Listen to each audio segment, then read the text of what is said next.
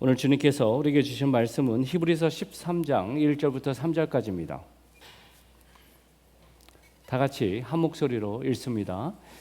형제 사랑하기를 계속하고 손님 대접하기를 잊지 말라.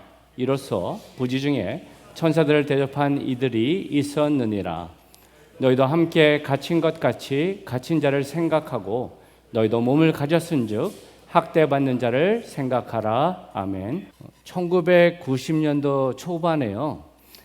사람들로부터 입소문이 돌기 시작하면서 계속해서 디벨롭된 꽁트가 있었습니다. 혹시 여러분 최불암 시리즈 들어보셨습니까? 웃으시는 분들은 조금 연식이 되신 분들입니다. 최불암 시리즈를 보니까요, 무려 174개의 스토리가 디벨롭 됐더라고요. 요즘같이 무슨 소셜 미디어가 있고 텍스트가 있으면 그냥 쉽게 전달될 수 있지만 그때는 다 말로 전달이 됐거든요. 그런데 왜 최불암이어야 하나? 그리고 왜 사람들이 관심을 가진다 생각해 봤을 때 최불암 하면 여러분 어떤 이미지가 있나요?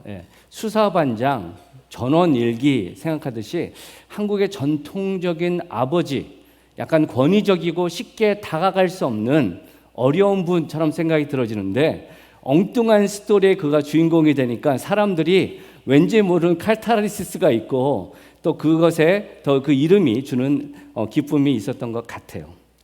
그 중에 제가 한 가지 이야기를 말씀드립니다. 최불암 장군이 100만 대군을 거느리고 공략 지점인 높은 산을 향해 돌격했다. 근데 고지에 오르니까 뭔가 이상한 생각이 들었다. 그리고 부하들에게 이렇게 말했다.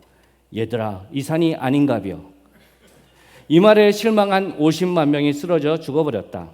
할 수 없이 도로 내려가서 옆에 산을 향해 돌격했다. 그런데 고지에 오른 최불암이 한마디에 이번에 남은 50만 명이 다 죽어버렸다. 얘들아, 아까 그 산이 맞는가벼. 부하가 하나도 남지 않게 된 최불암 장군은 이번에는 방위병 100만을 거느리고 처음 그 고지에 다시 올라갔다. 그런데 최불암이 또 쌍안경을 두고 고개를 갸웃거리는 걸 본 한 방위병이 친구에게 이렇게 속삭였다. 저 자식은 장군이 아닌가벼. 반응 감사합니다. 참 웃고 지나갈 이야기인데 저는 그 내용 안에 심오한 진리가 있다 생각합니다. 뭐냐면 아무리 열심을 내고 수고를 해도 목표가 정확하지 않으면 되게 허망하다는 거예요. 신앙도 마찬가지로 생각합니다. 아니 어쩌면 더 심각합니다. 왜냐하면 애쓰고 수고했는데 그것이 아니다. 그럼 그때는 돌이킬 수가 없거든요. 아니다 말하실 때 마지막 때잖아요. 그죠? 예수님은요, 마태복음 7장 21절에 이렇게 말씀하셨어요. 나더러 주여 주여 하는 자마다 다 천국에 들어갈 것이 아니요 다만 하늘에 계신 내 아버지의 뜻대로 행하는 자라야 들어가리라. 무슨 말이죠?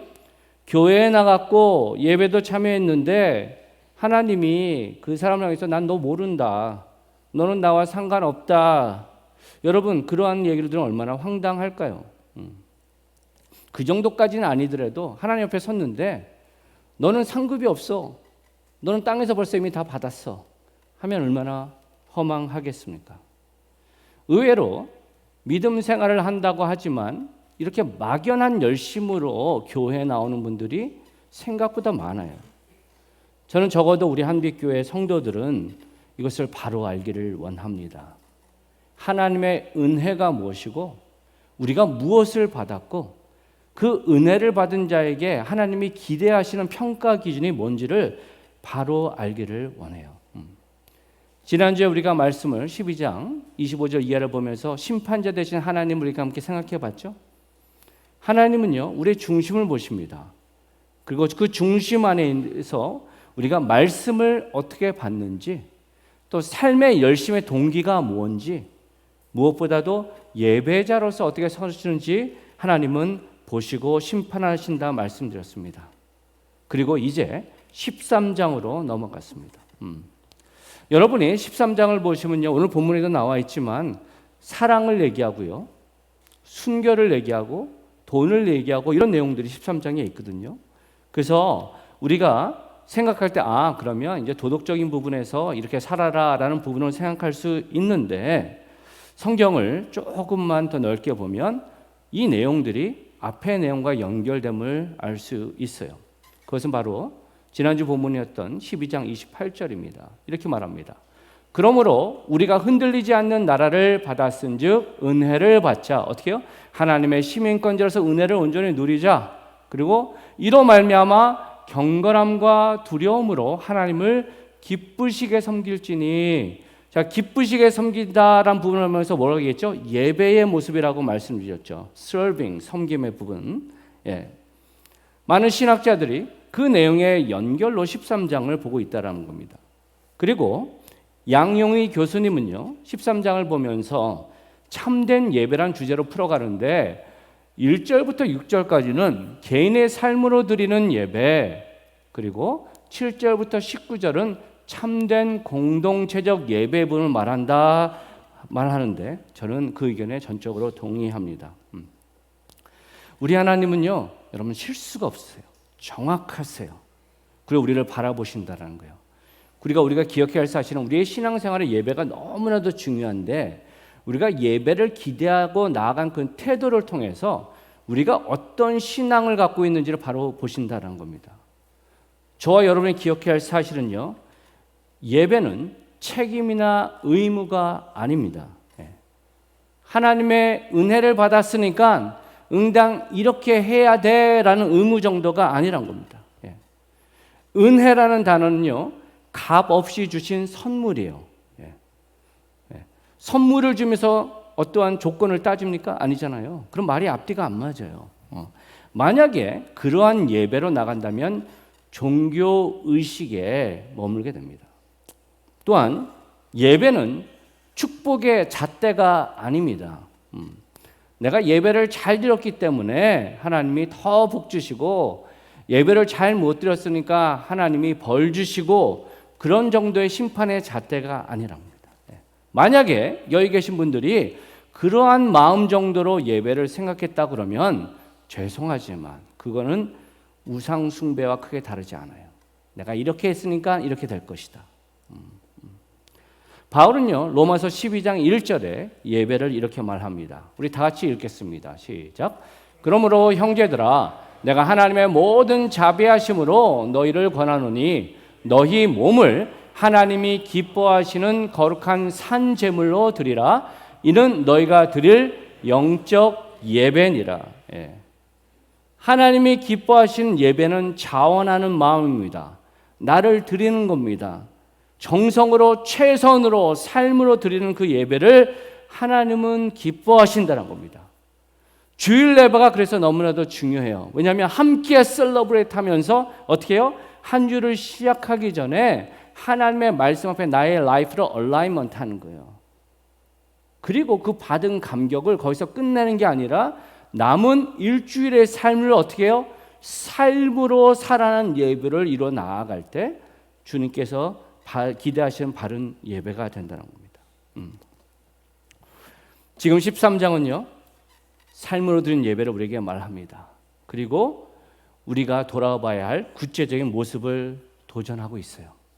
바라기는 저와 여러분이 주신 말씀으로 나를 다시 한번 점검하고 나의 예배관과 나의 삶의 모습을 다시 한번 바로 고민하면서 결단하며 나아가는 시간 되기를 소망합니다. 그러한 부분으로 다시 한번 1절에서 3절을 보겠습니다. 그럼 다 이렇게 보여요. 형제 사랑하기를 계속하고 손님 대접하기를 잊지 말라. 이로써 부지 중에 천사들을 대접한 이들이 있었느니라.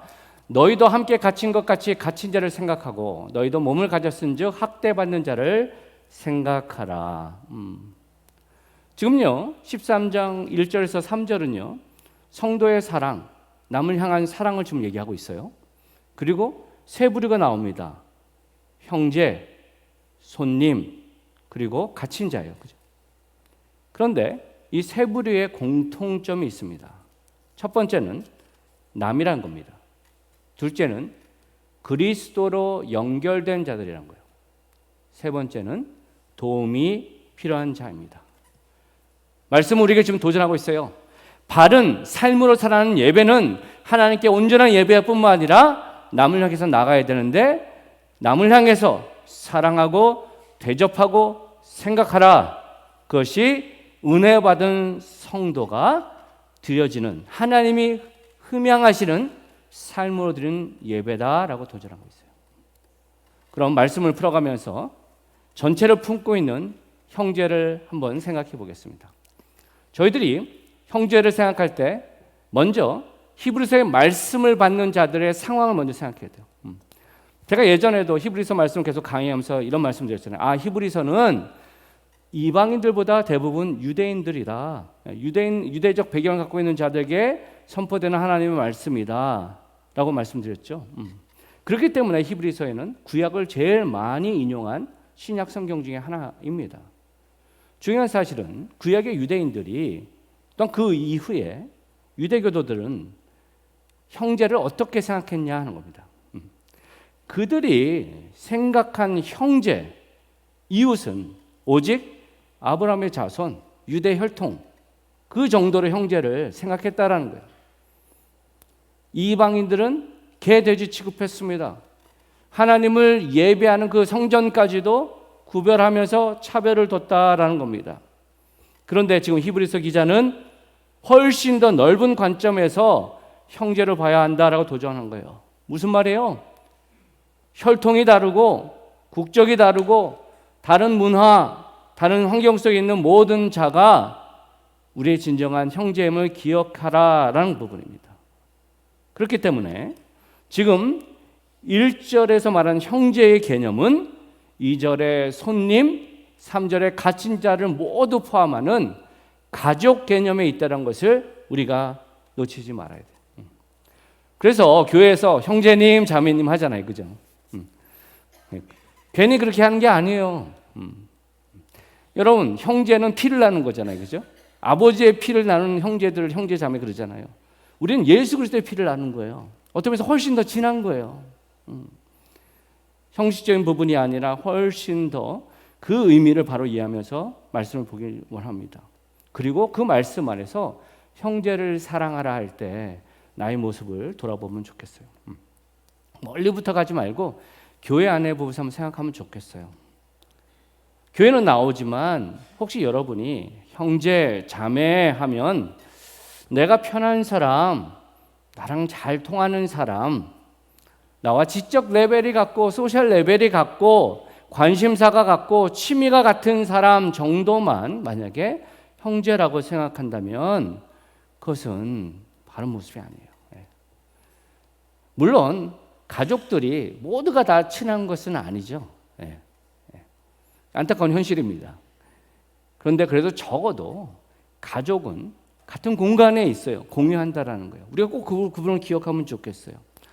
교회가 가족이 아니라 종교 클럽이 되면 이런 모습들이 드러납니다.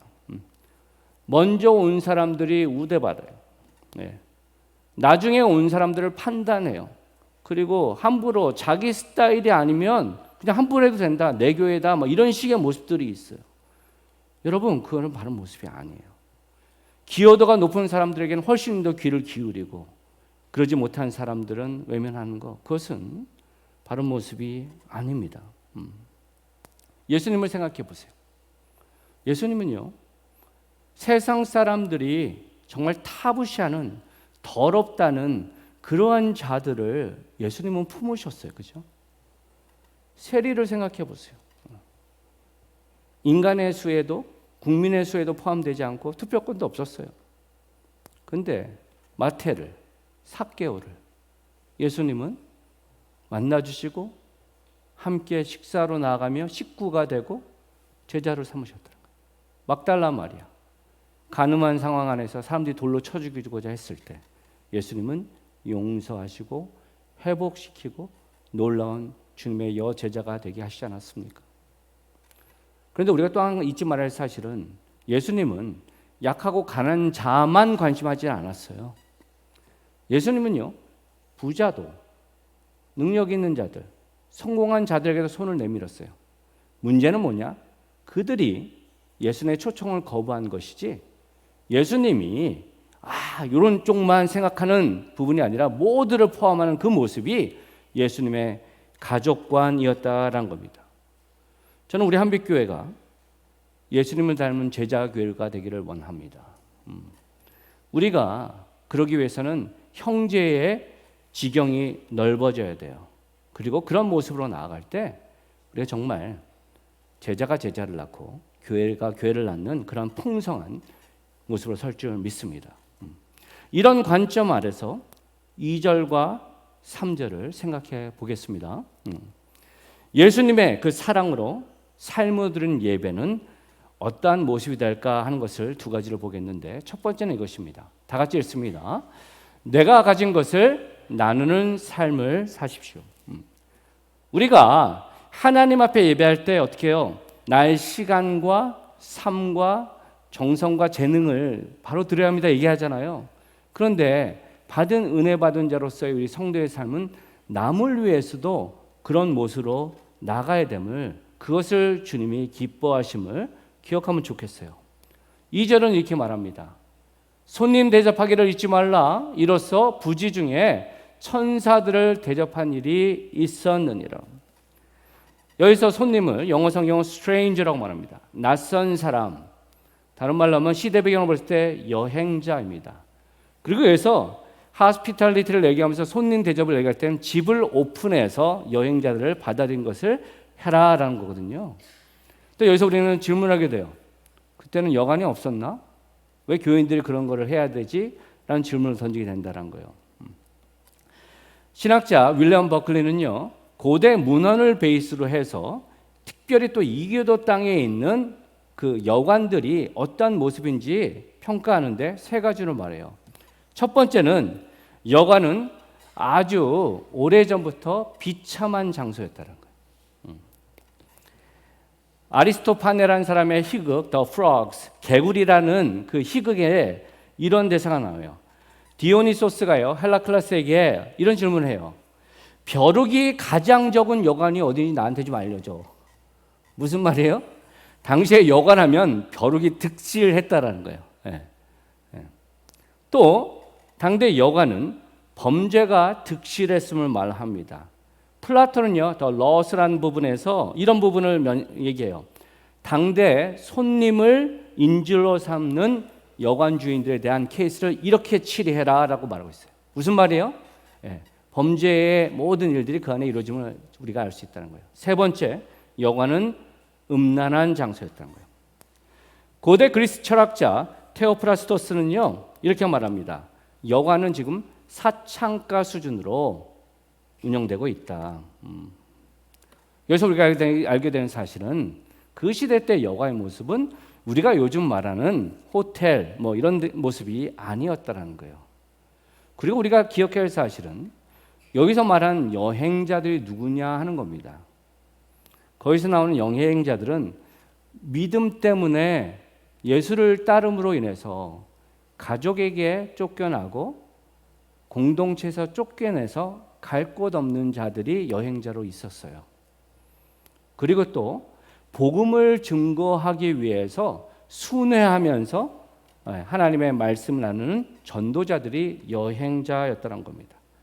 그런데 앞에서 말씀드린 것처럼 그들이 다른 동네에 가면 쉬어야 될 그 공간들이 그렇게 위험하고 더럽고 유혹이 많기 때문에 그들이 어려웠다는 거예요. 그들을 포용할 수 있는 것, 환대가 필요한 것이 교회였다라는 겁니다. 근데 문제는요, 그렇게 선하게 아름다운 모습으로 나아가지만 인간이 약하다 보니까 계속 그것으로 인한 여러 가지 문제, 악용되는 모습이 있음을 어떤 고대 문헌에 보게 돼요. 1세기 이교도 풍자 작가인 루시아는요, 페르그루누스의 죽음이라는 그 자신의 작품 안에서 그 주인공을 배경으로 시대를 풍자해요. 예. 주인공 페르그루누스가요 어떻게 삶을 이행하냐면 순진한 크리스찬 집들만을 방문하는 거예요. 그러면서 거기서 잠을 자고 거기서 대접받고 거기서 돈도 받고 하면서 계속해서 옮겨다니면서 어떻게 해요?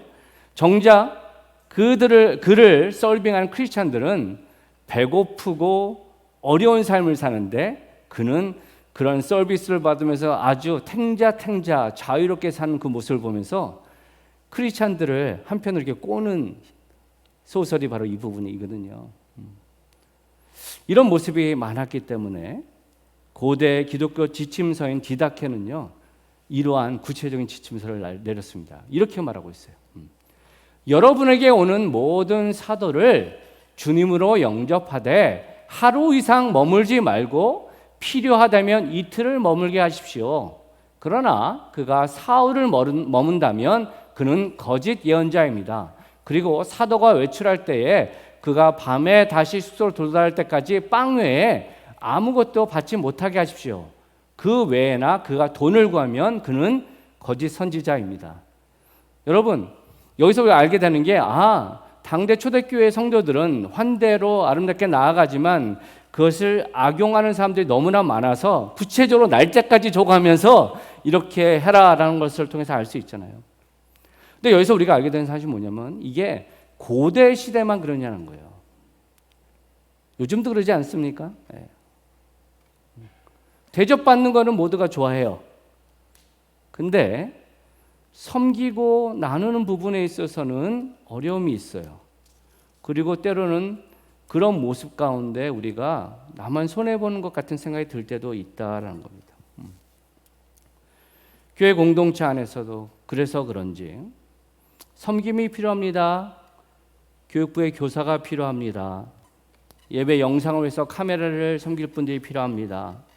등대지기가 필요합니다. 주차 사역이 필요합니다. 여러 많은 얘기들을 하면 사람들 가운데선 그것을 그렇게 크게 귀 기울여 듣지 않는 경우가 왕왕 있다는 겁니다.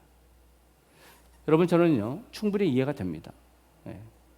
한편으로 일주일 동안 일하고 주일날 교회까지 와서 또 누군가 일을 하는 그 부분이 부담스럽고 힘든 것이 너무나도 저는 자연스럽다고 생각을 해요.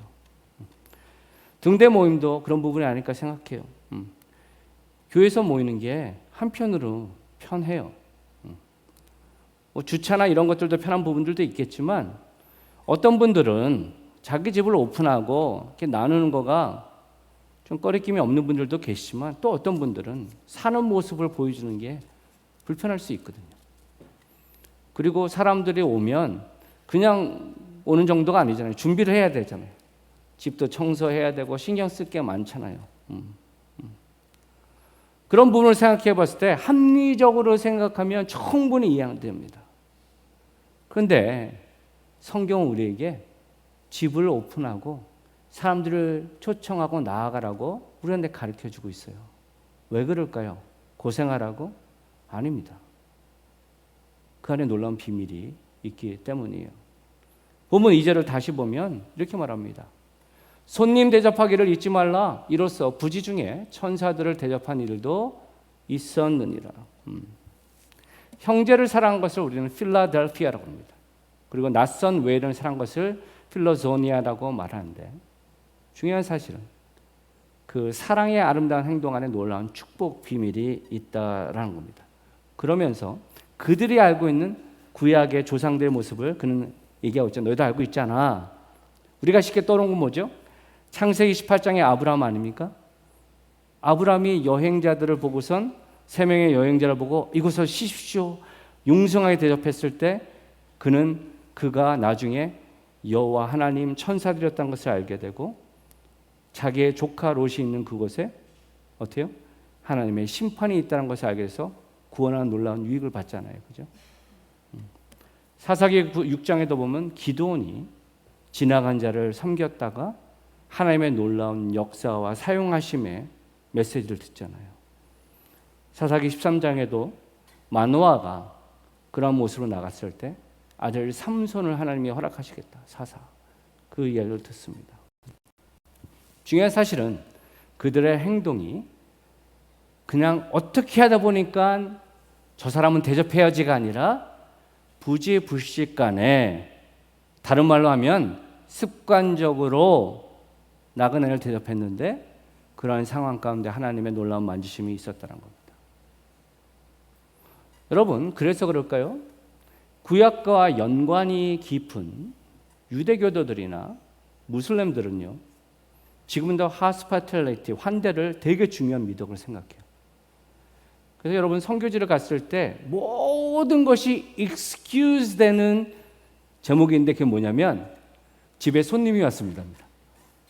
그들이 집에 손님이 왔습니다라고 하면 약속을 안 지키던 시간을 안 지키던 어떤 의무를 안 했다고 했을 때 그 사람들이 그것을 가지고 뭐라 그러지 않는다는 거예요. 그 마음은 그것이 몸에 배어 있다는 거예요. 그런데 아쉽게도 하나님의 말씀이 우리에게 주셨음에도 불구하고 교회가 어느 순간인가 믿음을 강조하면서 그 믿음이 예수를 믿는 것, 천국 가는 것 정도만 생각을 하다 보니까 우리가 삶을 통해서 사람을 환대하는 그 부분이 성경이 우리에게 너무나도 중요하게 강조했음에도 불구하고 놓치는 부분들이 참 아쉽기도 합니다. 여기서 말하는 핵심이 뭘까요? 어떻게 하다 보면 천사를 대접하게 되고 그러면 놀라운 축복을 받을 수 있으니까 그렇게 하라. 그것이 전하는 핵심일까요? 저는 이 화자가 말하는 우리 그 히브리서 기자가 말하는 핵심 파트는 그것이 하나님의 마음이라는 거예요. 약하고 가난하고 도움이 필요한 자에게 함께하는 그 모습이 하나님의 마음이고 그것을 하나님이 기뻐하시고 축복하신다는 것이 핵심이란 겁니다. 마태복음 10장 42절입니다. 우리 다 같이 한 목소리로 읽습니다. 시작. 또 누구든지 제자의 이름으로 이 작은 자 중 하나에게 냉수 한 그릇이라도 주는 자는 내가 진실로 너에게 이르노니 그 사람이 결단코 상을 잃지 아니하리라 하시니라. 여러분, 우리가 주일 예배를 뜨겁게 드리는 그 모습 가운데 보이지 않는 귀한 섬김의 부분이 있습니다. 전 그 중에 하나가 중보기도로 나아가는 우리 기도자라고 생각합니다. 그리고 저희가 토요일 날 특별히 교회를 위해서 예배를 위해서 기도해요. 그런데 어제는 다른 주와 좀 달랐어요. 하나님의 영이 충만하게 있을 때 주시는 감동이 있고 눈물이 있거든요. 어제는 예배를 시작하기 전부터 그런 감동이 있었어요. 전 그 부분을 생각하면서 이번 주에 있었던 BBS를 생각해 봤습니다. 우리가 보기에는 육의 눈으로 보면 그건 단지 건물에 불과해요. 근데 이 공간이 예배의 처소가 되고 우리의 자녀들이 화요일 날 저녁부터 어제까지 뜨겁게 찬양하고 예배하는 그 영적인 정화의 부분이 있음을 느낀다는 겁니다. 저는요, 우리 아이들의 그 예배하는 모습을 보면서 어른들이 도전받았으면 참 좋겠어요. 그들이 예배하는 모습, 찬양하는 모습은 정말 예배하는 모습이었어요. 우리는 점점 몸이 무거워져서 의젓하게 노래 부르는데 아이들은 막 점프하면서 다음 주에는 우리가 뭐 사진 같은 것이 나올 거잖아요. 눈빛으로 반짝반짝해요.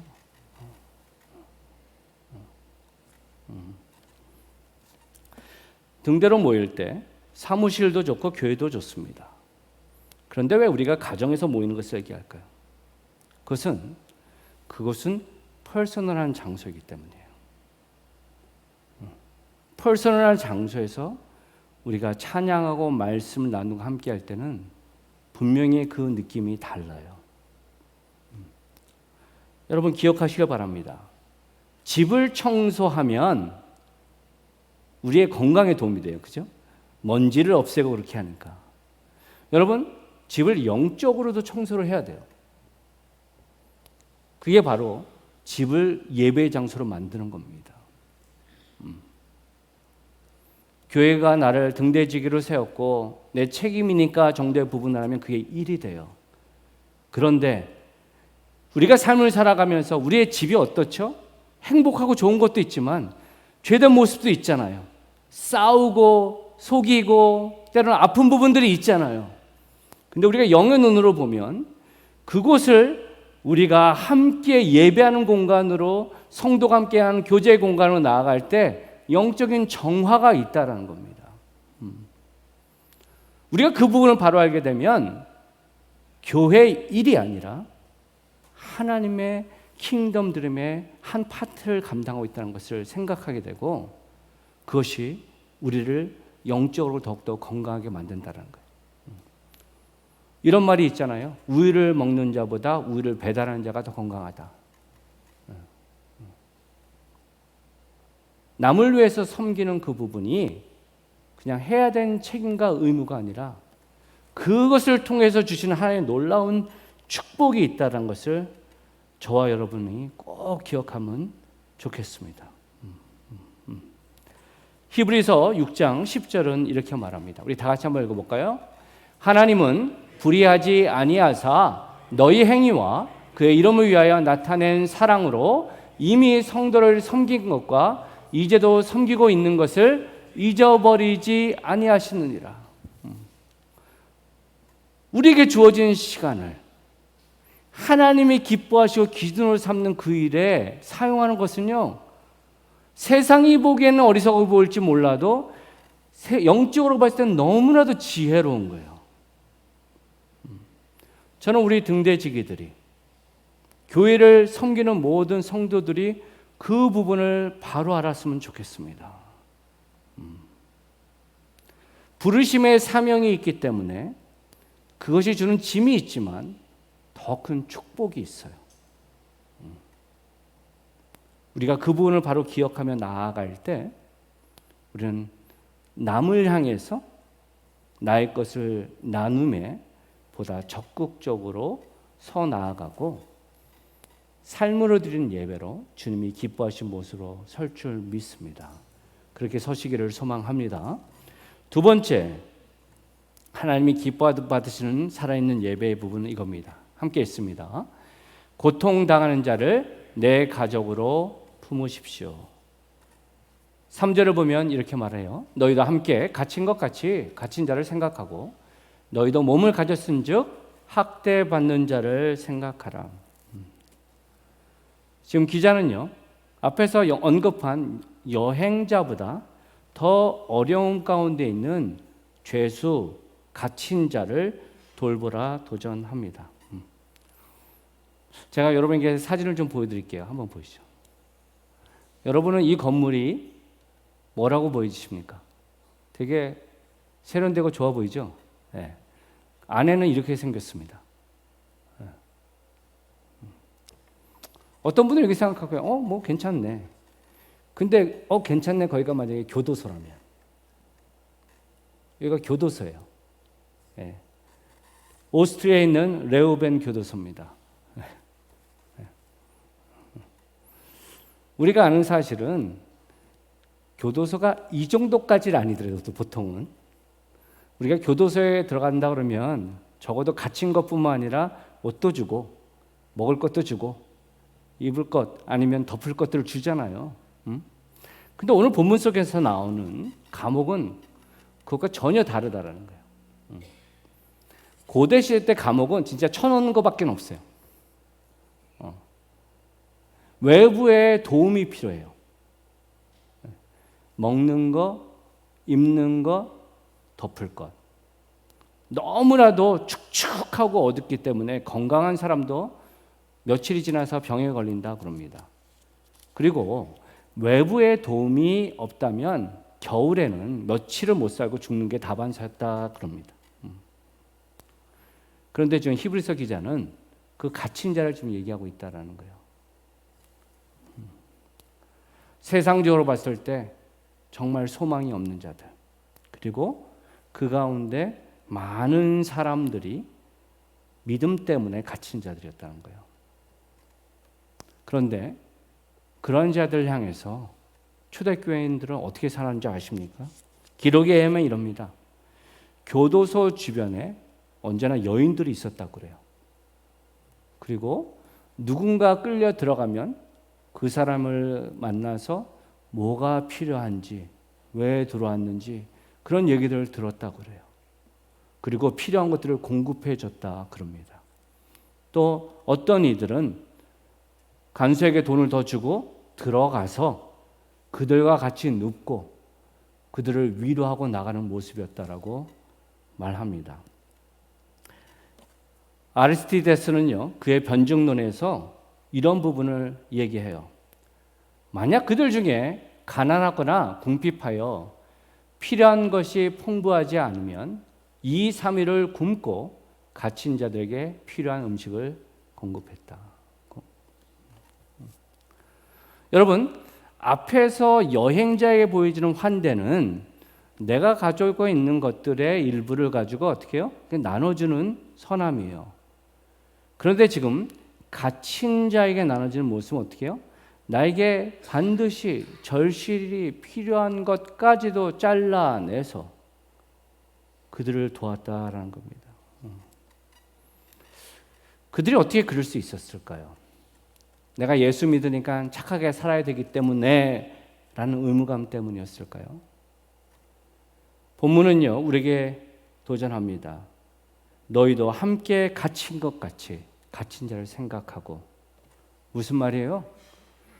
너의 과거와 현재를 생각해봐라. 하나님을 알지 못할 때 너는 세상에 갇혀 살았어. 소망 없이 살았어. 그런데 너는 지금 자유자야. 그 은혜를 기억하라는 겁니다. 이것은 해야 되는 의무와는 훨씬 더 다른 부분이죠.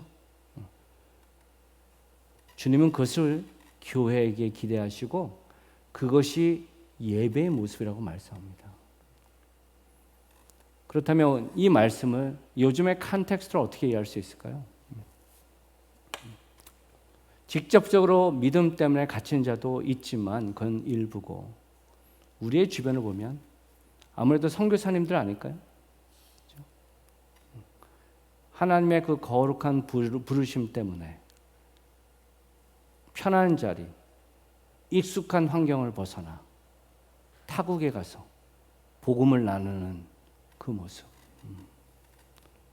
저희 한빛교회도 28개의 선교지를 위해서 함께 기도하고 등대와 연결되어 있습니다. 이것을 어떠한 교회의 의무, 교회가 선교도 해야 되니까 정도로 생각하지 않았으면 좋겠어요. 등대지기들은 그 땅을, 거기 계신 선교사님을 위해서 계속해서 기도하고 영적으로, 물질적으로 교회가 우리가 할 수 있는 것이 무엇일까라는 걸 계속 생각하며 나아갈 때 우리는 내 배만 채우는 영적인 비만이 아니라 훨씬 더 건강한 쉐이프를 가진 모습으로 설 줄 믿습니다. 그리고 우리 주변을 돌아보십시오. 갇힌 자들이 많이 계십니다. 저희가 리원어원을 함께하면서 건강한 정체성을 갖자, 내 삶의 스토리를 돌아보자, 내 아픔과 상처를 돌아보자. 그러면서 나랑 가장 중요한 핵심이 뭡니까? 세상은요, 상처와 아픔과 실패는 수치스러운 거예요. 그래서 그것을 아닌 것처럼 포장하든지 더 큰 성공으로 나는 안 그런 것처럼 나가는 게 세상의 모습이라면, 하나님은요, 그것마저도 합력하여 선을 이루신다라는 거예요. 내가 경험한 삶의 아픔의 스토리가 복음으로 온전히 회복이 될 때 같은 아픔을 겪고 있는 자의 마음에 컴패션의 할투로 나갈 수 있죠. 어떻게, 죄송하지만 이혼의 경험이 없는 사람이 이혼 가정의 아픔을 알겠습니까? 사별의 아픔의 경험이 없는 사람이 사별의 아픔을 알겠습니까? 부도의 아픔을 경험하지 못한 사람이 어떻게 그 아픔을 알겠습니까? 그 상황은 우리가 왜 그렇게 주어진지 다 알 수는 없어요.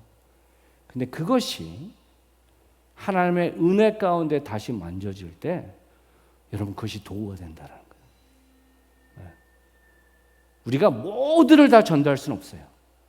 그런데 내가 컨택 포인트로 할 수 있는 그 사람을 나에게 주신 하나님의 은혜로 나눌 수 있는 모습이 될 때 우리는 갇힌 자를 자유케 하며 그것을 위해 시간을 쓰고 돈을 쓰고 정성을 다하는 그것도 저는 그것이 하나님이 기뻐하시는 헌물이라고 생각합니다.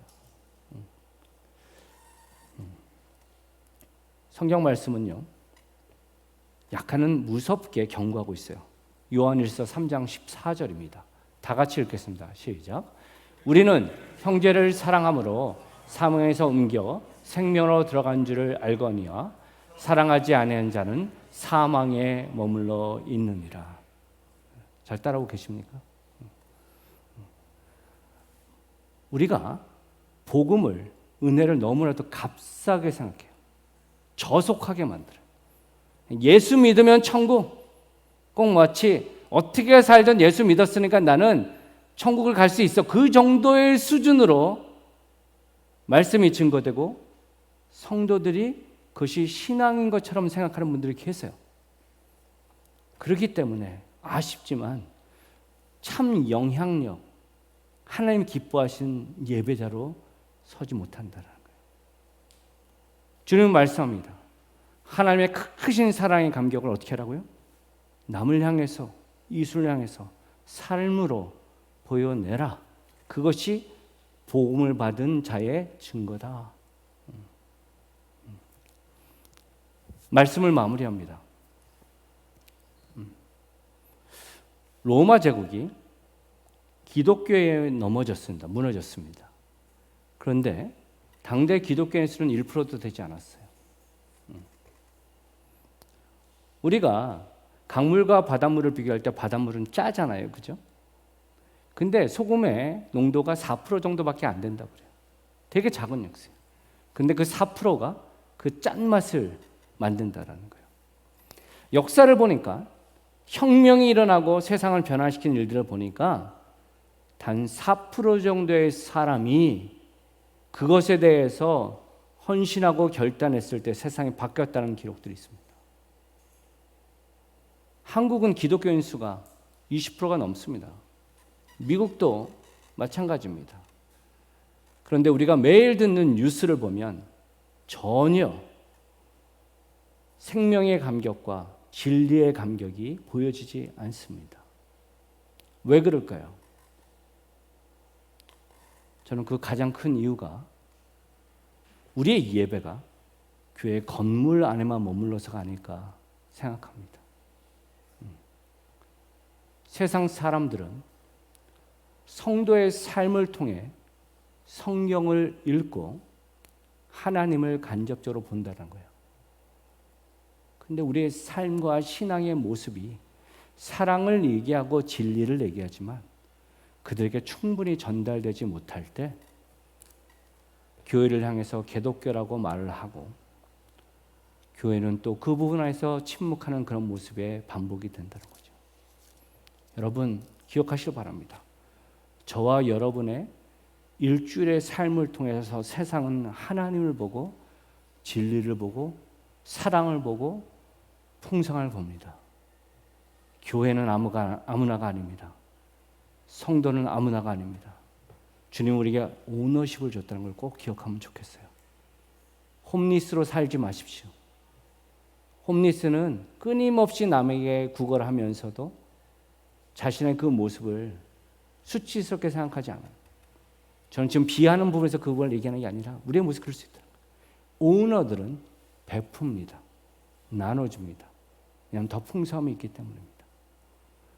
주님께서 이웃을 사랑하라, 그들을 베풀라, 나누라, 기억하라, 생각하라는 부분은 옵션이 아니라 하나님의 명령입니다. 그리고 그렇게 살아낼 때 하나님 더 풍성한 삶을 이루시겠다는 약속이 그 안에 있습니다. 그리고 우리가 그것을 살아냄을 통해서 우리의 믿음, 영적인 믿음의 우리의 근육들이 더욱더 단단해질 줄 믿습니다. 섬김을 감당하는 성도님들은 기쁨으로 섬기십시오. 만약에 주일 예배만 참석하시고 뒷짐지고 계신 분 계시다면 바라기는 오늘의 말씀을 다시 한번 받으시고 교회 안에서 또 삶의 자리에서 살아있는 예배를 올려드리는 저와 여러분 되시기를 높으신 예수님의 이름으로 축원드립니다. 아멘.